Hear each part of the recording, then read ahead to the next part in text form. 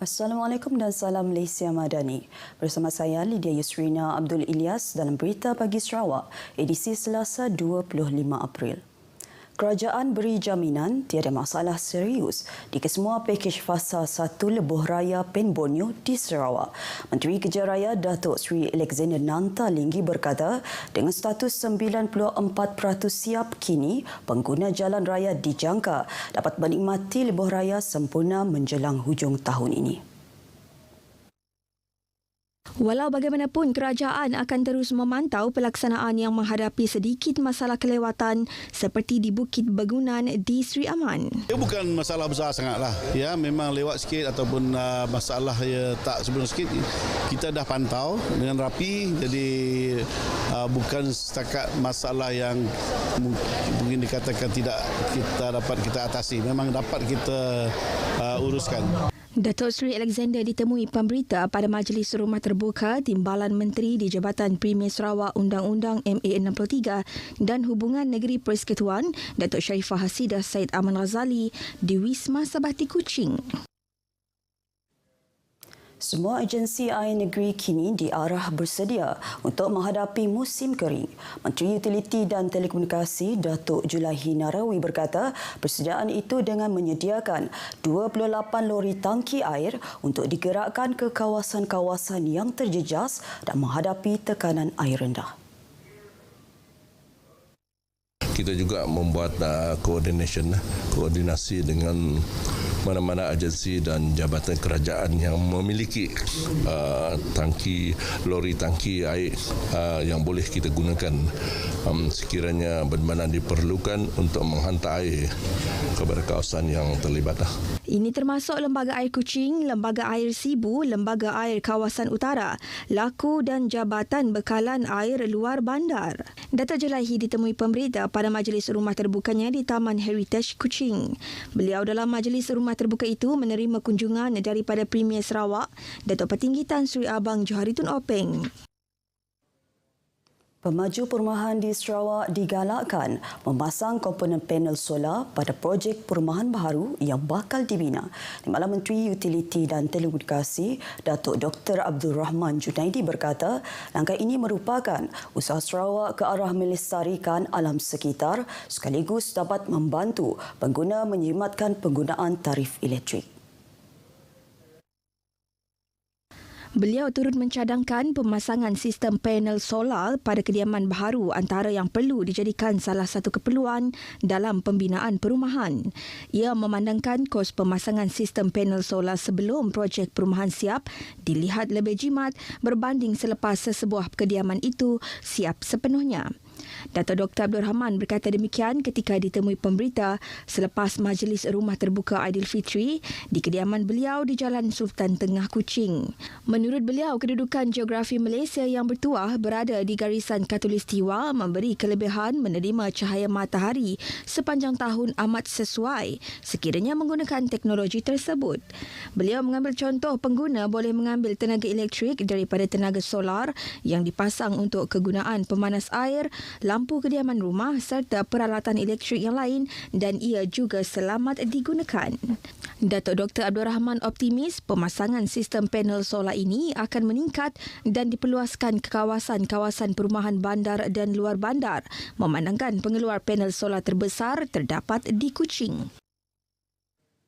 Kawasan Dewan Undangan Negeri Dun, Kuala Rajang berpotensi dibangunkan sebagai pusat pembiakan alga bagi menghasilkan biofuel.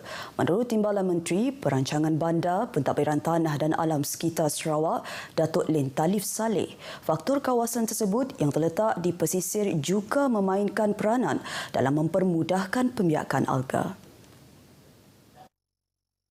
Ujar Datuk Len, kajian dalam jurusan ini sedang dijalankan dan ia dapat dikomersialkan pada masa akan datang. Katanya Sarawak mempunyai persekitaran yang baik untuk pengeluaran alga dan ia sudah pasti memberi manfaat dari segi ekonomi. Beliau berkata demikian pada Majlis Rumah Terbuka Hari Raya Aidilfitri di kediamannya di Kuching. Selain daripada itu, beliau yang juga Adun Kuala Rajang berkata hutan paya bakau yang terdapat di kawasan tersebut juga boleh dimanfaatkan untuk aktiviti perdagangan karbon. Ini kerana hutan paya bakau mempunyai 10 kali ganda penyimpanan karbon sekiranya dibandingkan dengan hutan yang lain. Shell Malaysia akan membawa teknologi pengecasan berkuasa tinggi ke Sarawak. Pengerusi Shell Malaysia, Siti Hurairah Sulaiman berkata, dengan potensi pasaran kenderaan elektrik EV yang kian meluas, pihaknya akan membangunkan stesen pengecasan itu ke fasiliti terpilih di negeri ini. Sekarang ni EV charging station is one that we are trying to grow and expand. Particularly at the moment we are still focusing on West Malaysia, so we will try to bring that into Sarawak as well. Siti Hurairah bercakap kepada pemberita pada Majlis Rumah Terbuka Shell Malaysia di Kuching. Mengulas berkaitan pembangunan teknologi kuasa hidrogen, pihaknya masih menjalankan kajian kebolehlaksanaan. Shell katanya menjalankan kajian itu di peringkat global bagi memastikan kuasa baru itu lebih matang dan kos efektif. Beliau sebelum itu menerima kunjungan daripada Premier Sarawak, Datuk Petinggi Tan Sri Abang Johari Tun Openg.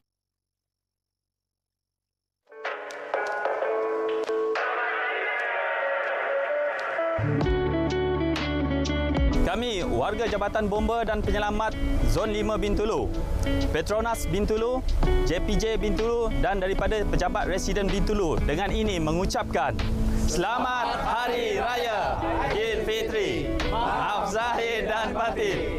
Kami dari USK Sungai Asap mengucapkan Selamat Hari Raya Aidilfitri. Maaf zahir dan batin. Selamat Hari Raya Aidilfitri, maaf zahir dan batin. Selamat Hari Raya, maaf zahir dan batin. Selamat Hari Raya Aidilfitri, maaf zahir dan batin. Bersua kembali, kelupis merupakan antara hidangan istimewa bagi masyarakat di negeri ini dan juga Sabah serta negara Brunei.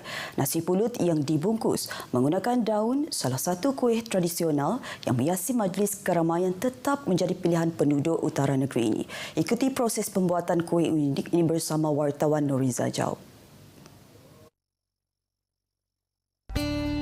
Terdapat pelbagai jenis kelupis, seperti kelupis kosong, kelupis berinti daging dan udang. Malah kelupis yang kosong lebih sedap jika dimakan bersama dengan rendang atau kari. Keenakan kelupis, kuih tradisi ini kini telah mendapat tempat di hati masyarakat berbilang kaum, agama dan budaya tanpa mengira peringkat umur. Pembuatannya cukup mudah yang mana bahan utamanya adalah beras pulut, santan dan daun nyirik. Selain ia juga dapat dibungkus dengan daun lain seperti daun pisang atau daun silat. Kebiasaannya daun nyirik digunakan untuk membungkus kelupis kerana ia tahan lama dan tidak mudah koyak berbanding daun pisang. Biasanya kami orang Kedayan di seluruh subis ini kelupis memang adat istiadat kami orang Kelayan lah. Apabila kami ada disebutkan makan tahun lah. Makan tahun di semua tempat makan tahun apabila penduduk Kelayan di kawasan Subis, dia memang menggunakan kelupis. Jelas Mahdi untuk mendapatkan santan, sejenis alat yang dikenali sebagai penyepit asal digunakan untuk mengepit guni berisi kelapa parut. Parutlah kelapa itu untuk mendapatkan santan lah. Untuk santan, kemudian kami perah itu santan menggunakan pengepit asal kami itulah yang macam kami buat itu, daun dicepit dengan guni, ambil santan, tahu simpan itu besen lah di bawah dia untuk mendapatkan santan. Proses membuat kelupis masyarakat Kedayan ini sama seperti masyarakat lain. Cuma berbeza daripada segi cara pembuatannya dan dibuat secara bergotong royong pada majlis keramaian. Cara membuatnya mudah, iaitu santan direbus sehingga mendidih, kemudian memasukkan beras pulut dan garam. Beras pulut atau dadih yang cukup masak akan dimasukkan ke dalam mangkuk yang besar dan seterusnya sesi membungkus serta menjalinkan kelupis menggunakan tali tigis. Sudah itu, sudah membungkus, baru pihak lelaki menyalin dengan tali ini tigislah supaya dia kemas nampak menjadi kelupis. Sudah dia kemas menjadi kelupis, baru kami masak rebus dengan kawah lah. Kelupis yang sudah dibungkus akan dikukus selama lebih kurang 2 jam sebelum dihidangkan kepada tetamu. Kelupis atau nasi pulut bungkus cukup sinonim dengan masyarakat di Sarawak. Namun cara-cara menyediakannya pula berbeza mengikut satu-satu kaum yang membuat makanan tradisional ini. Nuriza Jau, RTM. 4 lelaki dewasa cedera manakala 2 kanak-kanak lelaki dan seorang kanak-kanak perempuan tidak mengalami kecederaan dalam kemalangan yang berlaku di Jalan Pesisiran Pantai Miri Bintulu, Simpang Bekenu. Kemalangan yang melibatkan 2 buah kenderaan terbabit berlaku semalam. Ketua Bahagian Forensik Kebakaran Zon 6 Miri, Awangku Muhammad Hazmin Awang Zainal, menerusi kenyataan media memaklumkan hasil pemeriksaan tiada mangsa yang tersepit. Katanya mangsa telah dikeluarkan oleh orang awam dan seterusnya dihantar ke Klinik Kesihatan Bekenu menggunakan ambulan. Paparan itu tadi mengakhiri berita bagi Sarawak edisi Selasa 25 April. Dapatkan perkembangan sahih sepanjang masa melalui portal berita.rtm.gov.my. Terus ikuti Selamat Pagi Malaysia selepas ini. Assalamualaikum, salam Malaysia Madani.